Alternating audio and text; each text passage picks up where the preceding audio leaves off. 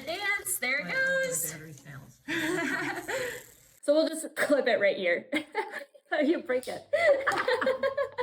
You got your piece. Perfect. So the next thing we need to do is we need to take our sticky tape here, our foam sticky tape, peel off the paper to expose the sticky side, and stick it right onto your toothbrush. Then you want to take off the paper on the other side, in between the sticky part of the brush and the negative side, right there.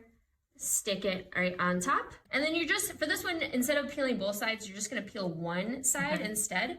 And so the sticky side is going to attach the wire to the positive. And be very careful because it's gonna go wild. Okay. So you wanna be careful, stick it on there, maybe even lift it up so it's not going crazy on the table. Oh yeah, yeah. There you go. Yep. Okay. I can feel that. So you can feel this, the cell phone vibrator going a little crazy. That's cool. Wonderful. Okay. But you wanna attach this on to the handle, that exposed sticky side. Okay.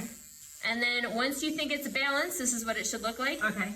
Let it dance. There it goes. The battery fails. Oh my gosh, that's so cool. Look at it go. It's doing a little spin. That is so cool. Fantastic.